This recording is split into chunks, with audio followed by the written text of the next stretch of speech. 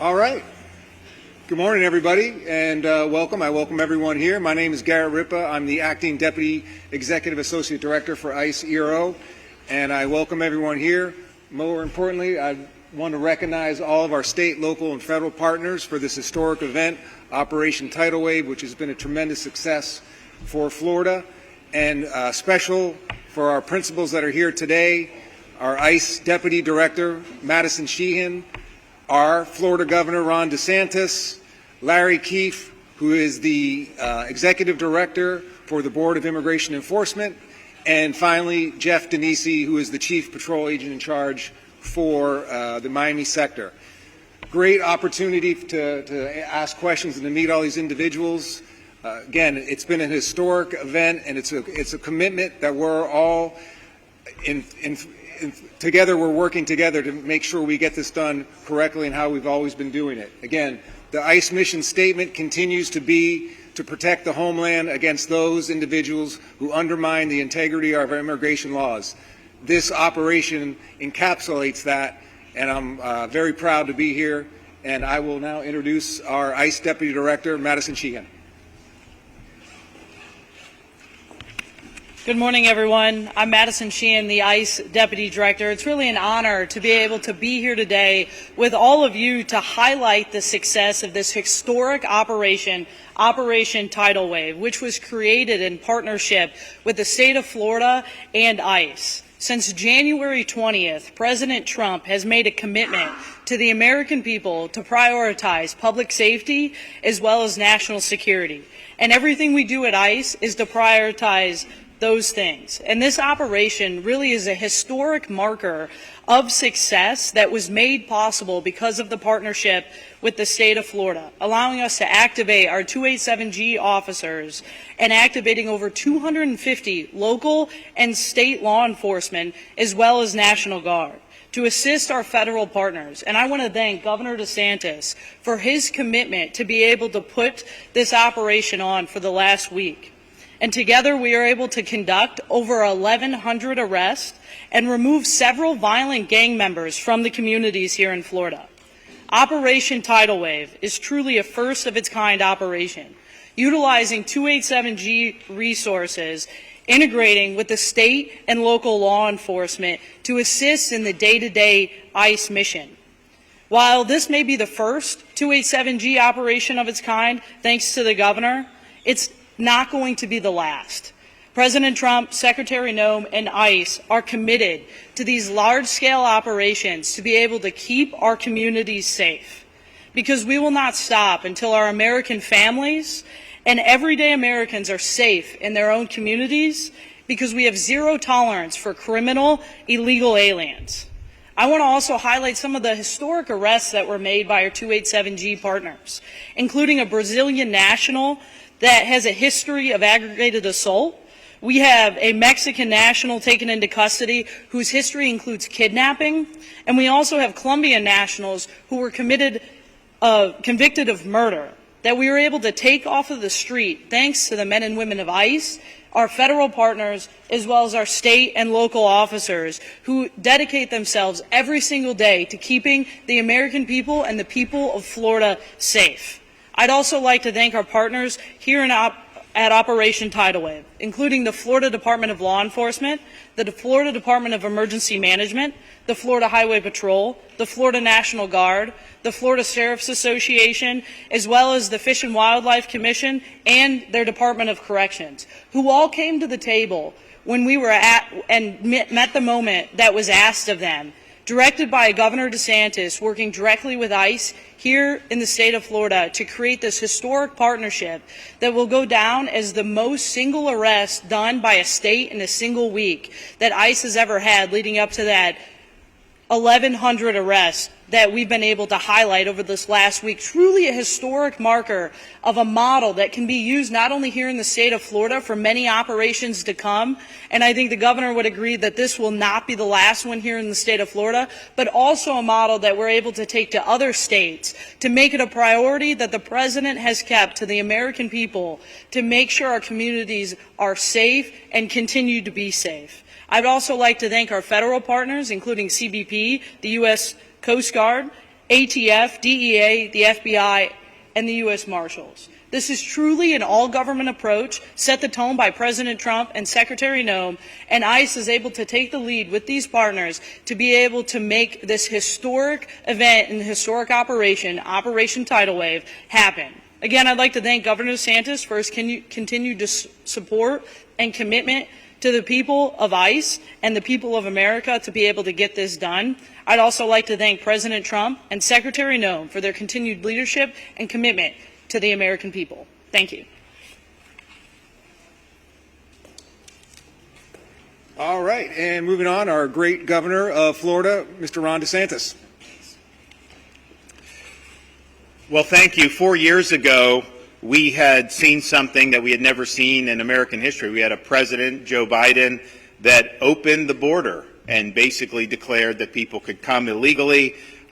Interior enforcement was rendered basically null and void, and this was impacting not just the southern border region of Texas or Arizona, but communities all across the country, including in the state of Florida. And so 4 years ago, we were sending people to the southern border to help supplement state efforts to try to mitigate the damage. And our Operation Lone Star saw more than 1,000 national, state guardsmen, state law enforcement officers go to Texas to assist the state of Texas in stopping this border invasion. We also, being a maritime state, we are vulnerable to having illegal boats coming and bringing illegal aliens onto our shores.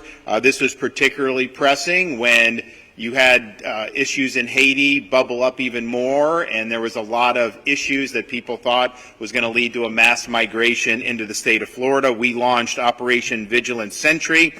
We deployed more than 250 officers and soldiers from Florida Division of Emergency Management, State Guard, and other state law enforcement agencies to patrol Florida's southern coast. That was supplementing what the Coast Guard is already doing, but because of our efforts, we were able to bring about more than 17,000 repatriations and almost 500 vessels removed since that time at the end of 2022. And we worked together with the Coast Guard on that, but that has been a huge, huge positive for us. Of course, our state efforts didn't end there.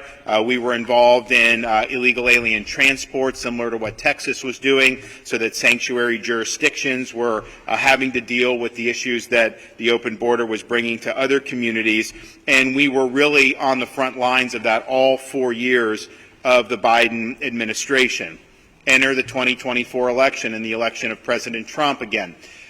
Border security and immigration enforcement was perhaps the signature issue of the president's first campaign in 2016 and this one where he got reelected. So we saw an opportunity to have a much different relationship with the federal government as it relates to immigration enforcement. So immediately I instructed our state agencies to engage in what are called 287G agreements with Immigration and Customs Enforcement, which basically leads to our state agencies being able to exercise authority in the immigration sphere to supplement and cooperate with the federal government. And we know that ICE had a rough run under Biden for 4 years. A lot of the things, this 287G program was effectively dormant. Certainly the task force model was dormant.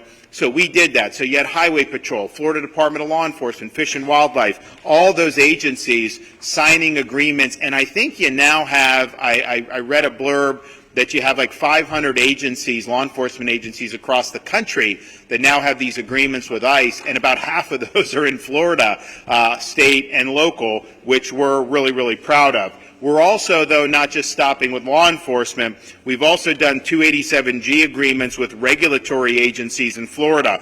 Our Department of Business and Professional Regulation, Division of Alcohol, Beverage, and Tobacco, the Florida Gaming Control Commission, and the Florida Lottery all operate in what we would consider target-rich environments.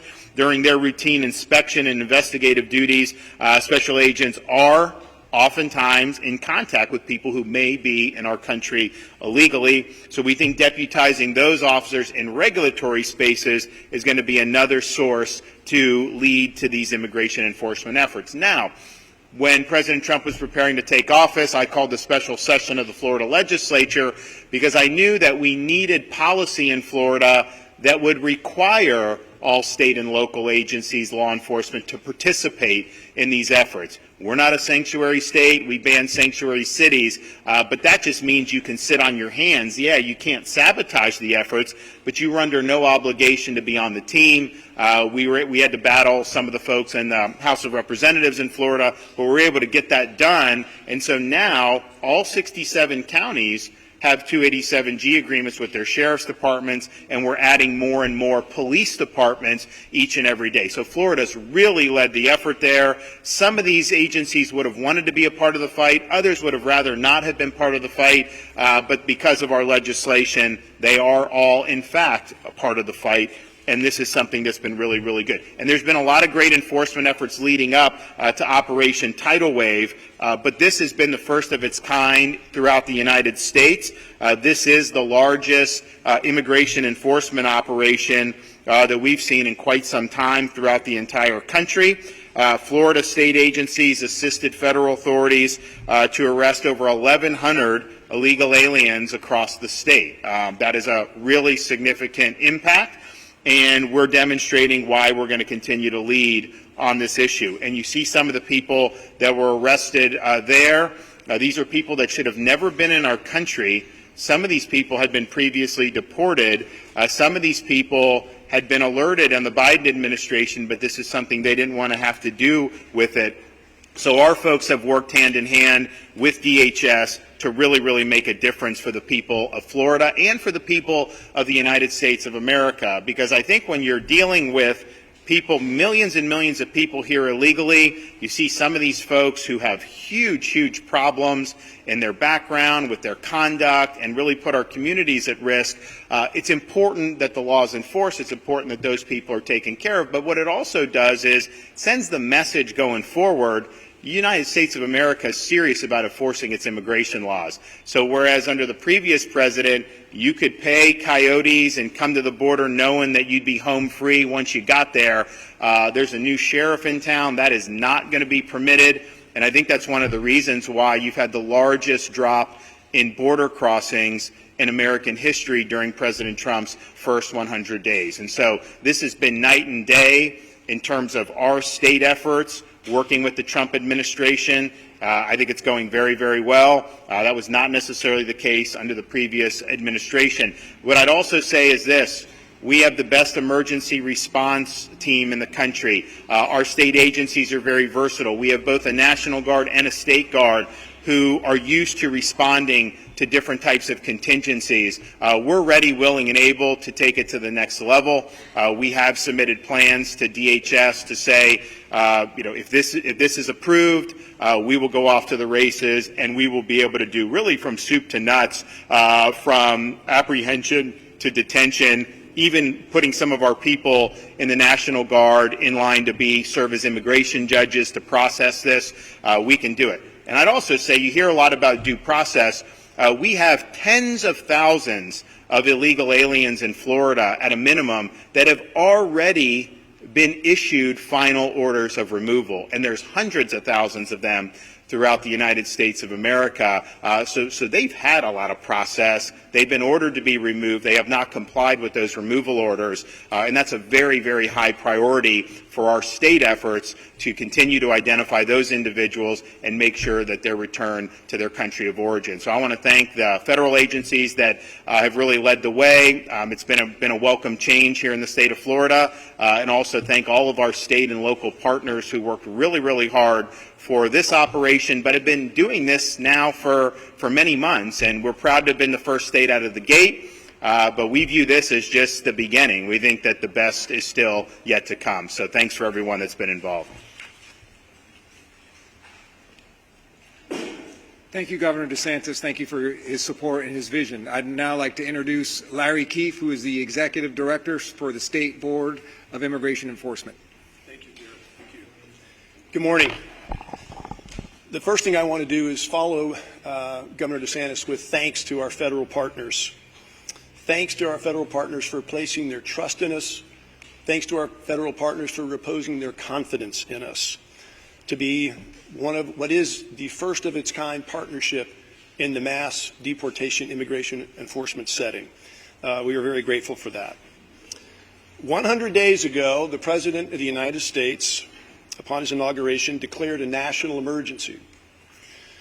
He ordered, and when I say you all, I mean my federal partners here in this room, he ordered you all to secure our borders, and he ordered you all to deport over 15 million illegal aliens who had invaded our country and infiltrated our communities. And I say this vicariously proudly for you all. I used to be with the Department of Justice, so I have some federal DNA that still runs through me. I am so proud that you all, our federal partners, in about 7 weeks, effectively, functionally secured our national borders and restored our national sovereignty. Yesterday, I saw President Trump presiding over a cabinet meeting where Secretary Noem took it out several decimal points that as of yesterday, at least, the border is 99.99, and maybe she went on for some more, but effectively secured. So job well done, and it's an honor to be your partner. But, and by the way, I should mention, I spent some time on the Texas border, and over 60% of the folks, the illegal aliens that invaded this country were headed to Florida. So a special thank you from Florida to President Trump and Secretary Noem for that great accomplishment of securing our border. But the transition and focus now is on what I understand to be the largest deportation campaign in American history. Millions and millions of people embedded, illegal aliens embedded in the heart of our country, and that is a huge task and a huge undertaking for any organization. What a lot of people don't know, given the size and the power and the authority of the federal government, that when it comes to law enforcement, federal law enforcement is really only about 15% of all the law enforcement in this country. 85% of the everyday regular law enforcement in this country is at the state and local level. In order for the federal government to carry out its mass deportation mission, it absolutely has to have not just the kind of passive, yeah, we're with you, support and assistance, but direct engagement, leaning forward, ready to assist, hand in hand. Our governor in Florida recognized that within a week, I think, Governor, of President Trump's inauguration, and called the special session of the Florida legislature, where everybody in Florida combined, the legislature, the governor, all the members of the cabinet, said, we are lockstep with you, Mr. President. We are there 100%, every bit of the way, leaning forward, 287G, the whole works. So to leave my thanks for my federal partners at the moment right now, thank you for reposing your trust and confidence in us. And Florida looks forward to being the bellwether, the blueprint, the prototype of how state and locals work with their federal partners to make things happen and get things done in all settings, but in this instance, the mass deportation setting. Let me turn now to something I don't do often enough, and that is to thank my Florida state and local colleagues, some of whom are standing behind me, but not all of them are. And some say that familiarity breeds forgetfulness in who matters to you and who to be grateful for. So I want to express my gratitude to them and all they've done to make this happen and will continue to do to make this happen. About 3 months ago, when I began my efforts toward this project, I went to Washington, D.C., and I spoke with one of the senior leaders at DHS named David Venturella, and I told him unabashedly that Florida is going to do absolutely whatever it must do to be the best state partner for President Trump and Secretary Noem in this endeavor. Shortly after that, the state and all of our state agencies came to Miami, where there's the greatest concentration of the DHS folks that are really calling the shots of what happens in Florida. And we met with them, and we didn't just meet with them and leave and go back to Tallahassee and other places. We embedded with them at the Joint Intelligence Operations Center and formed real relationships. And we have continued through representatives of state law enforcement agencies to be there in that federal space, breathing the same air, arm in arm, sitting next to each other, doing all the things you need to do to go about finding, sorting, detaining, and deporting illegal aliens, especially those that are residing in the state of Florida. These are real, authentic relationships, federal, state, and local, working together in one physical place. Imagine it in the 21st century, post-COVID. They are very well underway in their efforts in terms of understanding Florida's capabilities and capacities, all the tools that the state of Florida has to bring to the mission. And I would say that, as you all can tell from Governor DeSantis and his approach, Not just are we there passively offering tools, we want to get in and do the work. And so Florida is also offering solutions. You heard the governor mention some of them with regard to detention and transportation, all involved in this process. There are two individuals that have a very key role in scaling this up, where this blueprint can be taken to other states from Florida. And that we have with us behind me today, Director Kevin Guthrie of the Division of Emergency Management and General John Haas of the Florida National Guard, in terms of the mass movements of people. After they have been found, after they have been detained, there's lots of movements, there's lots of needs for housing, lots of logistics complexities that would make Amazon delivery or Federal Express blush. They are amazing in their skills, and they're offering those. So I want to say a quick thank you to my my state partners once again, my state colleagues, for being chosen, for being trusted, and for making Florida proud. As I bring it in for landing here, my perspectives on Operation Tidal Wave is I'm so enthusiastic, so excited, I'm not surprised. I knew it would be a success. Our federal partners are amazing. The state leaned in on it, and those numbers are wonderful, and they're great. But quite frankly, my perspective is that Operation Tidal Wave, at least that 1 week of it that's occurred already, our first op, so to speak, was a warm-up, was a test run, was just to kind of see how things played out after all those months of working and planning. I see it as just that. It is not going to be just a succession of surges and operations and press conferences. This is going to be a sustained, persistent effort. And these relationships that I've gone on and on about today prove themselves in the heat of battle, and I'm so glad for that. But it's just a warm-up. The greatest obstacle that I perceive in this whole space right now is lawfare. It is the weaponization of the judiciary, and it is things other than the mission itself, things unrelated to finding, sorting, detaining, and deporting. That is the greatest obstacle to slow down momentum for those who want to obstruct this process, and it is essential that there be strong leadership. It takes a unique type of leader in this type of environment, a leader that is bold, a leader that is decisive, a leader that is resolute, and a leader that is, and leaders plural, who are undaunted in the face of this weaponized judiciary and lawfare. And we absolutely have that. The stars have aligned. It's a perfect storm of goodness with President Trump, Secretary Noem, and Governor DeSantis. They are the right leaders at the right place at the right time. Lastly, my perspectives on the partnership going forward. Once again, what has happened here this past week that we're here talking about today is a warm-up. What matters now is how we put together our plan, or finalize our plan for execution on what is going to be constant, persistent pressure and effort in this process. And a key to that is going to be measuring success. A lot of people fear accountability. They don't like it. They don't like to measure things. But this is quintessentially a numbers mission. If you're engaged in mass deportation and you're focused on success in mass deportation in Florida, then you got to know, how many apprehensions are you having? How many people have you detained? How many people have you deported? So it is key for the citizens of the state and the citizens of the country to hold their leaders accountable, to find out, what is your sheriff doing? What is your police chief doing?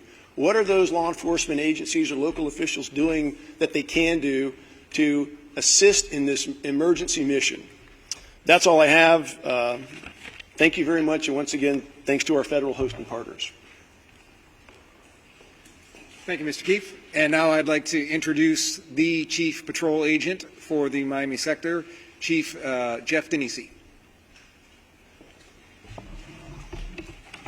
Good morning.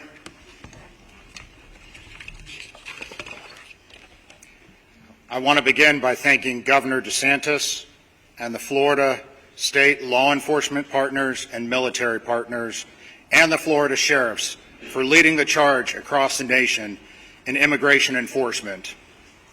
It's because of your unwavering partnership, the first iteration of Operation Tidal Wave was a resounding success. In the simplest of terms, border security is national security. The maritime border environment surrounding the state of Florida is being exploited every day by foreign terrorist organizations, such as Tren de Agua and MS-13. These criminal organizations are attempting to smuggle people and narcotics, which pose a significant danger to our nation. To combat this threat, the law enforcement agencies of the Department of Homeland Security within the state of Florida employ a defense in depth posture. The first layer of enforcement is the seamless coordination between the United States Coast Guard and CBP Air and Marine operations. Their tireless efforts in the maritime detection and interdiction set the foundation for our success. Our DHS maritime partners are strengthened by the expertise and commitment of the Florida Fish and Wildlife Conservation Commission and the Florida sheriffs in the coastal communities. The vital intelligence and operational space generated by the maritime interdiction partners allows the U.S. Border Patrol and the CBP Office of Field Operations to focus their efforts on the ingress and egress smuggling routes. These routes are utilized by those attempting to circumvent the Homeland Security laws. It is in this environment that the Florida Highway Patrol, National Guard, and Fish and Wildlife Conservation Commission and our local sheriffs are invaluable partners. They work shoulder to shoulder with our agents and officers to ensure the integrity of our shores, our marinas, our ports, and our roadways. This unified front sends a very clear message. Florida's coast will not be a haven for foreign terrorist organizations. The final layer of DHS enforcement belongs to our ICE partners, with ERO removal operations and Homeland Security investigations. They're responsible for disrupting and dismantling foreign terrorist organizations by targeting criminal individuals. During this operation, ICE, in collaboration with FDLE, FBI, DEA, ATF, and the CBP Special Response Team, focused their efforts on the apprehension of illegal aliens with final orders. It gives me great pride and pleasure to highlight some of the criminal aliens on the display boards that you see here that our agents and officers work together to remove from our Florida communities. While on patrol in Jupiter, Florida, Border Patrol agents and Highway Patrol troopers arrested Alejandro Flores. He's an illegal alien from Mexico. Flores is an aggravated felon with criminal convictions for alien smuggling.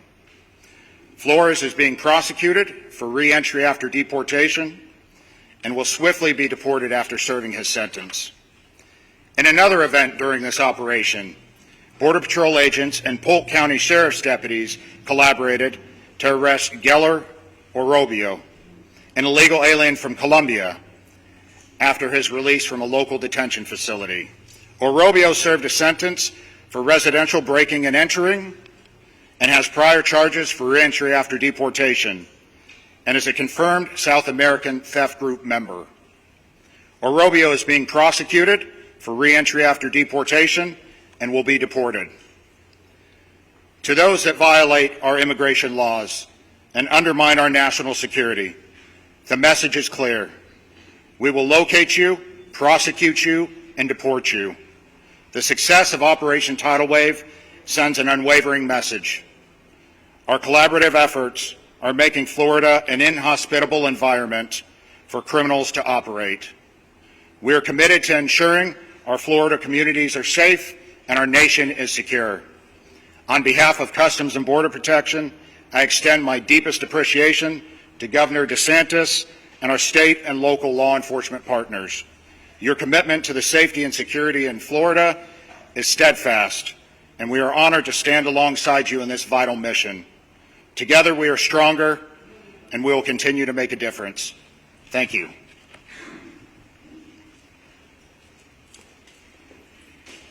Thank you, Chief Denisi. That will conclude the presentation portion. We will open it up for a few questions that are germane to the Operation Tidal Wave. Ma'am. Sorry, sir, can you spell the two names that you would just say? Because there's no... You don't know for point. I don't notice, and who else from Colombia? Can you spell it for us? Sure. And also, we don't want to be names of the names that you mentioned there. Okay, we can definitely get you updates. I don't think that's a problem. The first name is Geller Orobio, Orobio, and he's the Colombian individual you see over here. Geller. That's Geeiler.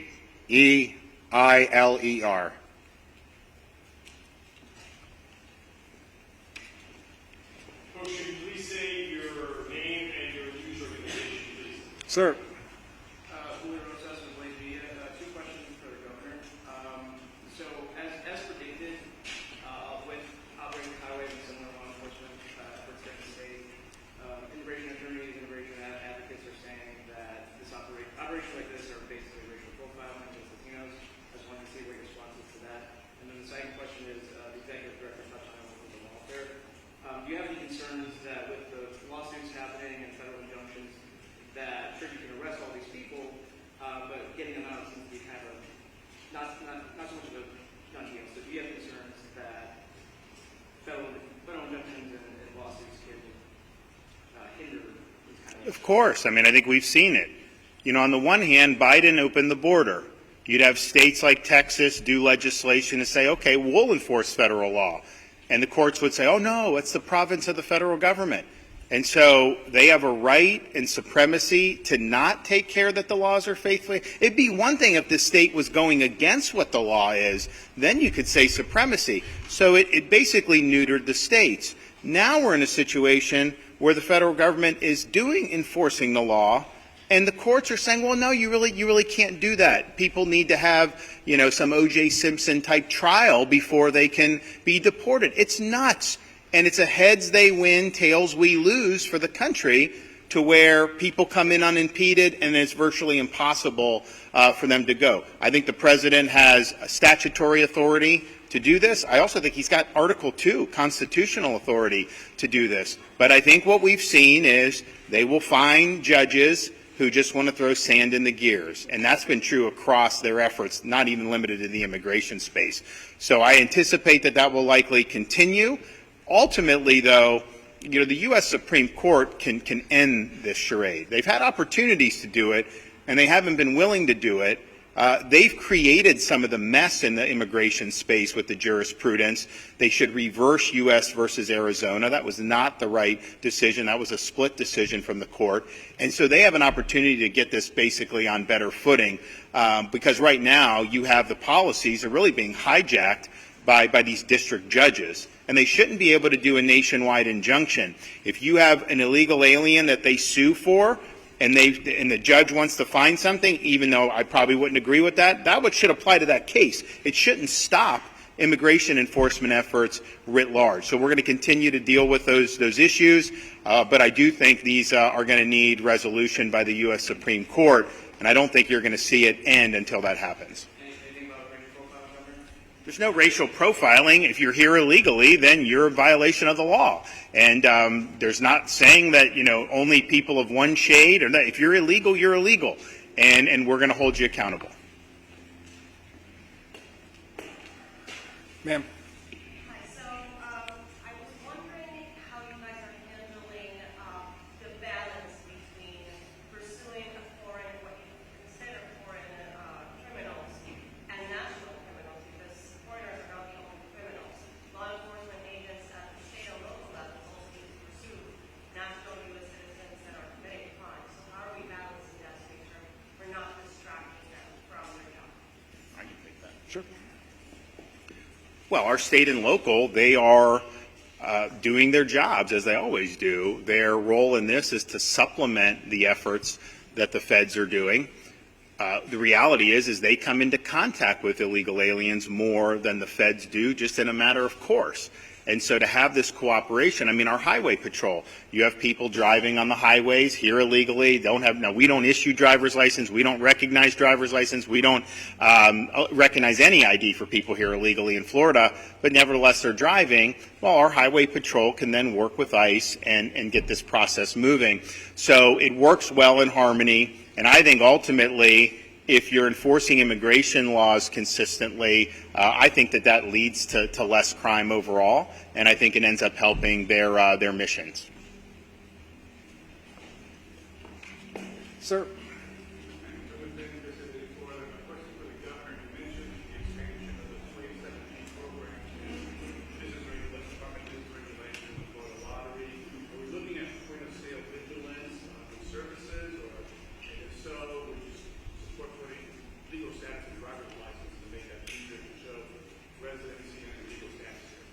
So I think that remains to be seen how they're exactly going to do it. I think that these folks are involved in areas where they're likely going to be able to add value to what ICE and DHS are doing. So I think just stay tuned and see how that unfolds. Ma'am.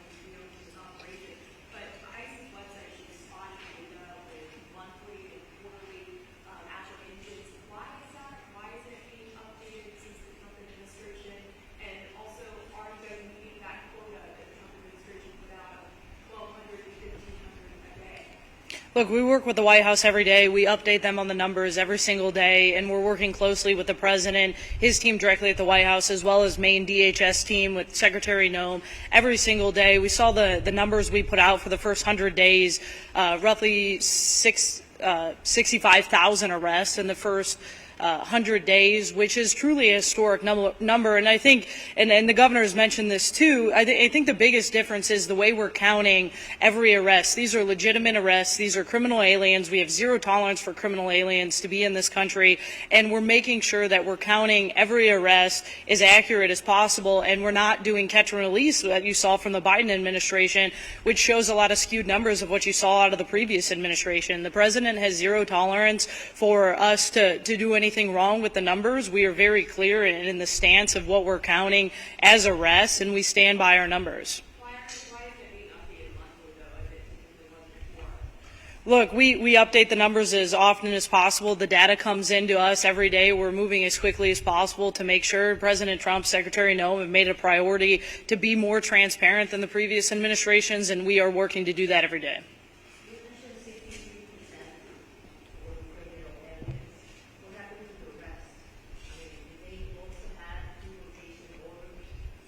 Yes, everybody that is in this country illegally is a criminal, and so we are processing them through the immigration courts, the due process, to make sure that we get them through the courts, through the DOJ process, and then from there they will be deported, turning the outcome of those cases.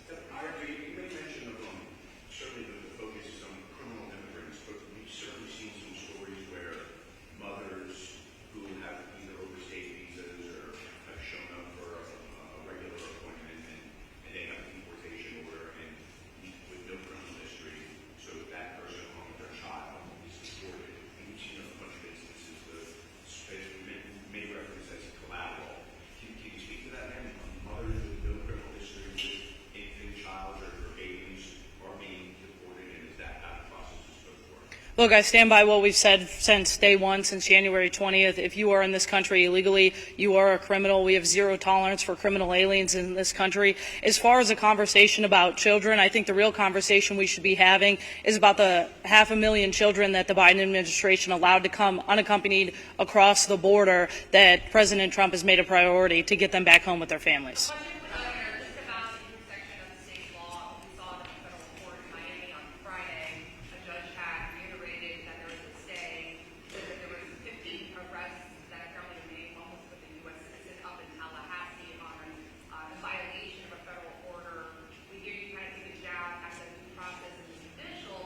It's not taking a jab. It's just, you can't have effective immigration enforcement if you have elaborate procedures that you have to go through. It is not punishment to be removed from this country. If you're going to be punished, then you get the full panoply of due process. But these are not punishments that are being rendered.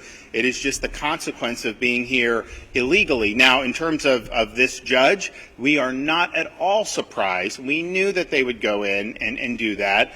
The legislature structured that state law in a way that was different from Texas and some of the others that have run into problems. So we actually feel confident that we'll ultimately be vindicated on that.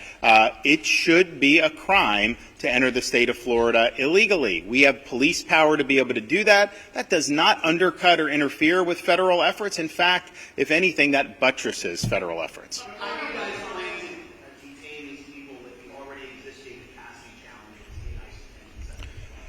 So on detention, if if we get the sign-off from DHS, we can expand detention space very quickly in Florida. I mean, just think about it. I mean, you guys who are Florida-based, you know when we have hurricanes, we end up setting up locations for tens of thousands of linemen, right? Do that very, very quickly.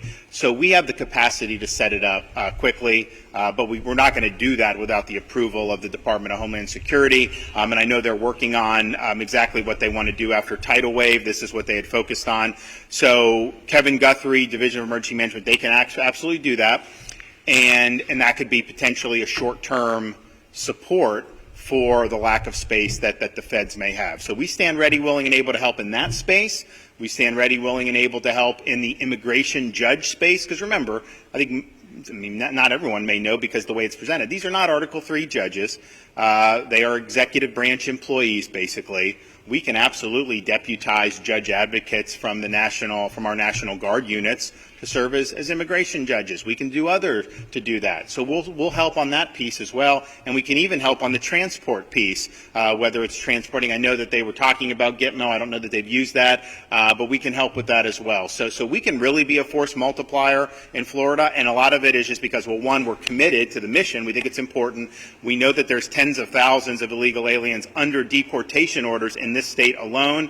I've heard as much as 80,000 may be in the state of Florida who've already been ordered to be deported, but certainly it's tens of thousands. But we also have great muscle memory on how to handle quick emergency responses. So these things can happen very quickly. Our guys are very nimble. I mean, you've seen hurricane responses, but you've also seen us rescue people from Israel. You've seen us evacuate and rescue people from Haiti. This is just what we do, and we stand ready and willing and able to help.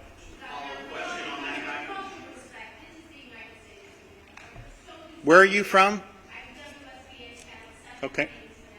Great. Thanks.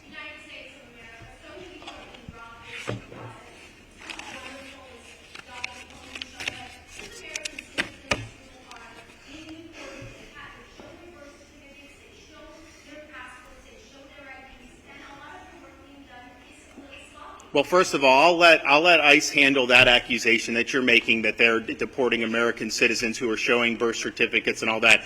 I don't believe that that's true, but I'll let them respond to that. But you seem to have no sympathy. You seem to have no sympathy for people that have been victimized by illegal aliens. What about people? You have someone driving drunk and kills American citizen. What about people that have been deported previously and let in under Biden who then commit sexual offenses or commit homicides? And then we have more victims as a result of the federal government's previous inattention and unwillingness to enforce the law. So there are a lot of people that have been harmed by illegal immigration. There have been people that have been harmed by Tren de Aragua gang members who should not be in this country in the first place. So let's just be clear. Who are you fighting for? We're fighting for the citizens of Florida.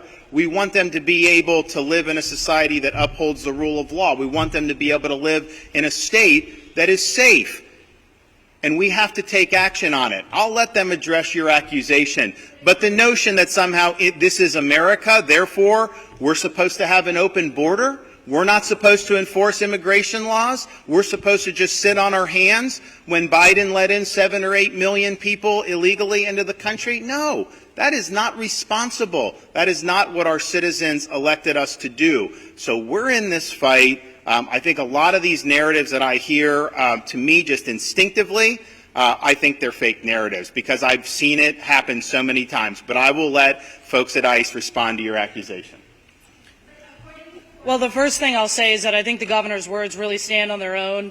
The men and women of ICE are working every single day to protect the communities, working with state and local officials to do our very best to protect the communities after the Biden administration opened our borders, allowed people to come into this country that should have never came into this country in the first place, jeopardizing our families and our communities and putting them in harm's way on a daily basis. The men and women of ICE are going into those communities to protect the men and women in these communities, to be able to do the mission that we've been set on every single day that the president has given us. According to court documents, however, of the 349,000 new court cases in 2025 alone, only 1% are new cases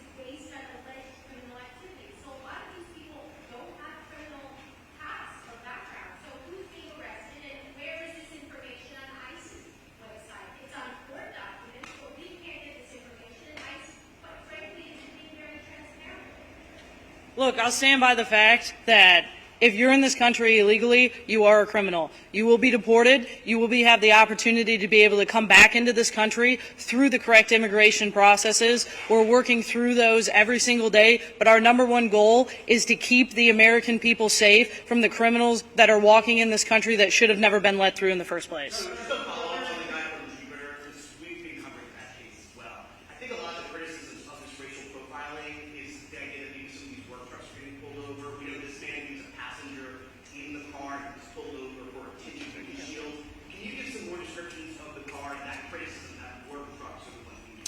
So let me tell you how we operate on the highways. Not only working with Florida Highway Patrol, they're pulling people over every day for traffic violations, but when you see a Border Patrol agent, a marked green and white out there on the highway, this is how they operate. They're cruising along the highway and they're looking for reactions. Reactions from the driver, first of all. The driver looks over and then looks away and won't look at them again. You know, they vary their speed. They move away from that marked unit. We run the license plate. The license plate comes back to an illegal alien. We have the name of the individual registered to the vehicle. We get their DOB from there, and we run it through our immigration systems. So we know when we pull that person over, the registered owner of that vehicle, which gives us reasonable suspicion to stop the vehicle, is an illegal alien. He may not be in that vehicle, but it gives us enough reasonable suspicion, which is what we need to stop a vehicle. There's no racial profiling going on. Governor, you said some agencies wanted to be part of this fight, some agencies would rather not have been part of this fight. Can you be a little more specific? Was there any pushback or just outright refusal from any agencies or any officials with these agencies or even public officials or state officials to be part of this? So, no. That's not what I meant. What I was referencing is when we did the special session, one of the things I insisted on was that we impose a duty on all state and local law enforcement to actively assist and participate. I think the language is you have to use your full efforts available to you. Now, obviously, some of our rural sheriffs, they may not have any personnel. Some of our more urban areas probably have a little bit more ability. They also provided funding, though, of course, to help these agencies. We didn't want to do an unfunded mandate. But my point on that is, had we not imposed that duty, you would not have had 67 sheriffs do 287G agreements. You would have had some, maybe even most of them, but you definitely wouldn't have had all of them. You wouldn't have the number of municipal agencies, police departments that have had the 287G had we not imposed the duty. And so that is just, and it's not, I mean, you have some sheriffs that are, you know, conservative law and order, but their view is maybe, hey, the feds can just take care of it. You know, I got enough on my plate. And I get that, but that ultimately doesn't work because this is a problem that is not just limited to ICE agents. I mean, it's a problem that affects communities throughout the state of Florida. It does affect criminal activity. It is a way to bring in drugs, bring in human trafficking, a whole bunch of other stuff. So they're all on board. They've all signed up. As far as I know, every agency is following their duties under state law. And I know that when there have been questions about that, like we had in Orange County, the Florida Attorney General reminded the folks there of the duties under law, and that was taken care of. But it was nothing about this tidal wave. That wasn't what I meant. I meant going into the special session. Had we not sought the legislation, I think that Florida's enforcement would be a little bit more patchwork. I think most of the agencies would probably, our state agencies for sure, because we said the state has to be involved. But on the local level, I think you would have seen some involved and then some. None of them would have been sanctuary because that's against Florida law. But there's a difference between not being a sanctuary and then being on the team and actually helping to amplify the efforts.